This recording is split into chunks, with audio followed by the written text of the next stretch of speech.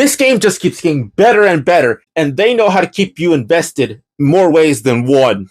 Hey there, this is your Math Doodle to my Thomas Hands, Doodle here with another video, and today I like to talk about everything that I found cool or interesting in this new season of Marvel Rivals. Now, I wasn't 100% sure if I was even going to talk about this season because I already talked about everything I found cool about the fact that this game even came out in the first place. But with this new season, there was just so many cool things I just felt like I had to talk about. Like the fact that they introduced 2 out of the 4 of the Fantastic Four, which I kind of find funny because they were leaked like hell in the last season, Season 0. They leaked Reed Richards, Johnny Storm, and Ben, and I was like, cool. But then they never leaked Susan Storm, and I was like, where is she? Where is the Invisible Woman? Which I find ironic because her power is invisibility, so that's funny. But she was hidden, she was put in lock and key the entire time, which I was interested why. But then when she was actually introduced, I totally understand why, and then the fan base just exploded, so that was funny. Now, I do want to talk about their suits because they are actually pretty interesting. They do follow the Marvel Rivals form of designing everything to hell. Like, their suits look like it's somewhat mechanical with some fabrics, and it has some lines like the Marvel Rival styles, which that's been the whole way they've been doing it, right? Which is funny because they even would do that for characters like the Bombastic Bagman, where he's literally just supposed to be a bag, sweater, and pants. And they still have how over-designed that. But that seems to work really well here because the Fantastic Four, at least Reed Richards, is a huge scientist. So of course he's going to make his suit either the strongest or the most powerful ever. And it makes sense because usually the suit is our unstable molecule. So it does whatever you need it to do, basically. Which kind of makes sense for them. And that's cool. And their suits here just look awesome in general. They have this like little cool little cross type costume with the blue and white and then the giant 4, which really works. I wasn't sure if it was going to work when I first saw the leaks, but it does. And the fact that it's all like very unified is very cool. And the fact that it's on the side, I love that this kind of it kind of reminds me of the 2005 Fantastic Four movie with the fact that they all had the 4 on the sides, but instead of having it really tiny, no, they just went all big and it's on the side, and that just worked so well. Now, the way they fit into it, that's a whole different thing. Sue, we all know why everyone was like all over her, and she does look like Sue, so there's that. But then that leads me into Reed. I know it's weird. Being more interested in Reed's design is a more of a recent thing where the fact that he has this giant beard and scratchy hair. And I would have been fine with it if it was one or the other. If he had that type of hairstyle and didn't have a beard, or had his normal Reed Richards hairstyle and had that beard, I feel like that would have looked better. But this is okay too. I got past it. But then that makes me want to talk about their suits that they had, their alternate suits, with Reed having the Maker as a suit, and that is just cool. Everyone always says that Reed would be a supervillain if he was just pushed just slightly. Well, the Maker literally is that. He is an actual monster. He didn't get his way one too many times, and he became a supervillain in the old Ultimate Universe. And his design just carries so well in the style, being more mechanical, being more like otherworldly, which of course the Maker has so much of an ego. And then that makes me go into Sue's Mayhem suit. Yes, I know. Everyone was going feral over the suit. I totally understand. I agree. But one thing I find just hilarious is the fact that this suit is covered more than the actual comic. Everyone was saying that they revealed way too much for her, but then when you actually look at the comic, they actually covered up more. But one thing I like about the difference is that because she's supposed to be a little more unhinged, it's the fact that the mask she wears has her hair pulled out, other than the comics where it just was more flat, which does go into her being a little more crazy. And that is actually really cool.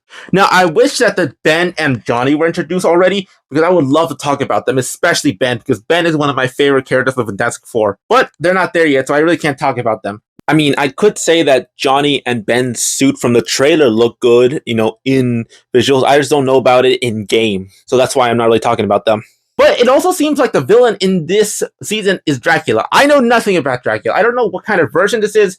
That's one of the characters I barely know. I know that Blade is leaked to go into the game, so that's cool. There was so many season exclusive suits, and they all look fantastic. that was not intentional. With Rocket, Moon Knight, Wolverine, Iron Man, other ones that I have right up here, but they all look cool. It's then they're all trying to look like something blood related, and it weirdly works really well. But one thing I just find really funny is the fact that this is a new season. There's new voice lines, there's new things that are added in this world, like the fact that they basically made the Moon Knight meme of him saying Dracula owes him money canon in this version, and that was awesome. If you go to see one of the bios, they basically point that out, and that is a nice tongue-in-cheek way of like saying this is for the people who've seen the meme, these are the people who understand it, and this is how you know that this game is for the people who just love Marvel, love superheroes, and just love having a good time. And I say that because it seems like they're following more of the comics continuity of things instead of how the MCU has done it and made everything MCU-like. Since they showed Moon Knight have an armored suit, kind of like Batman, and show that he's actually crazy with no actual superpowers. Mostly, because this guy is schizophrenic. And they also point out the fact on how much Namor is a huge simp for Sue. And that is great. Because people back then would always keep saying, oh, Namor is so cool, Namor is so cool, because of the Black Panther Wakanda Forever movie. They made him really cool. But in here, they basically show how much of a scumbag he really is, and how much no one gives him the light of day, especially Sue. She does not like him. Why do you insist on staying with your fool of a husband when you could rule the world at my side?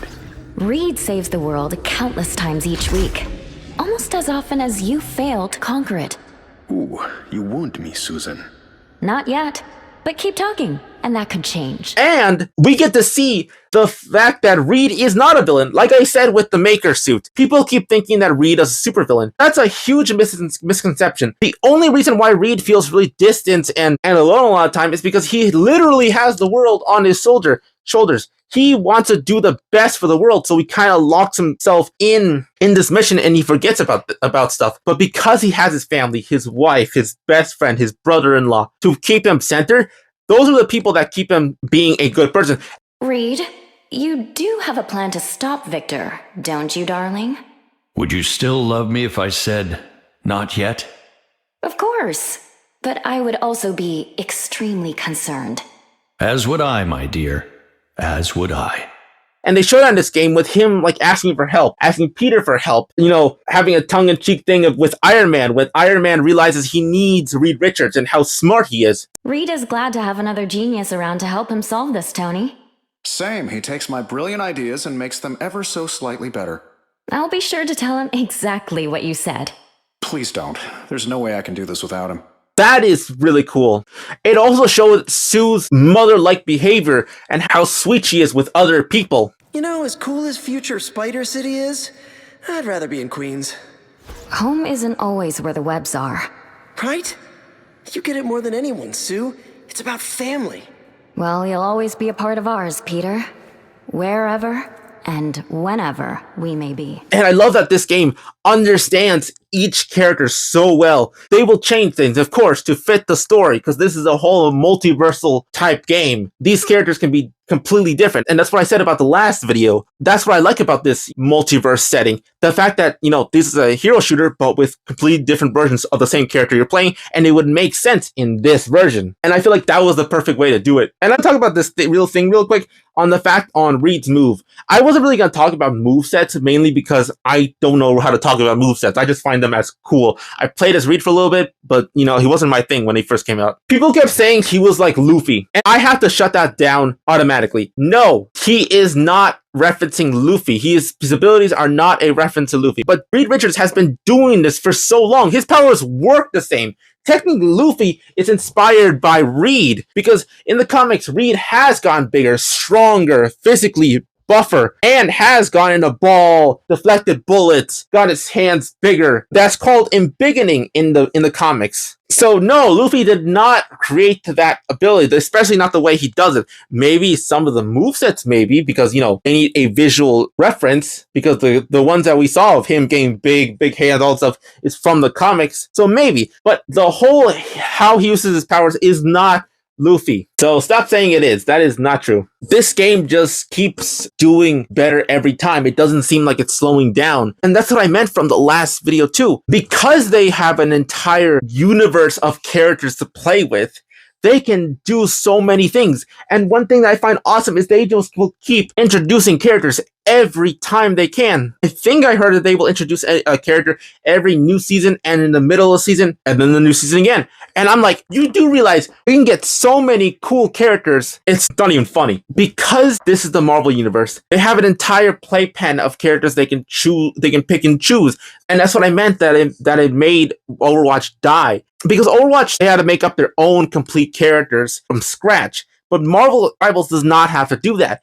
Each character here is a previous character that already has existed with their own backstory, to the point where they even make nod to the comics themselves and they do what they need to do to like have a story or give them a personality, and they have a comics as a base from their abilities to who they are. But the problem is that like Overwatch did not have that. Everyone they had there was from scratch and they had to make them up as they were making the game. And I think that's why Marvel Rivals just keeps, winning, and why I don't think it's going to stop at all. They just have way too much fuel in the tank to keep going, and that just makes me so excited for the rest. Now, I'm not sure if I'm going to keep talking about Marvel Rivals at all. I'll probably keep playing it, mainly because it's really fun, and I wanted to stream it, but the problem with me streaming is that I don't have the power to do it. It would keep messing up, and it wouldn't work. So I probably won't stream, but I will play. I will try to get new suits for each character I like. Even if I don't play as them, I just gotta get them suits. But those are just my thoughts. What do you think of this new season? Did you like everything that was introduced? Do you wish that the choices of Reed and Sue were flipped for Johnny and Ben? I'd really love to know all your opinions. But hey, if there's nothing else, this has been Doodlemite. I hope everyone stays nerdy, and I hope to see everyone in the next video. Bye.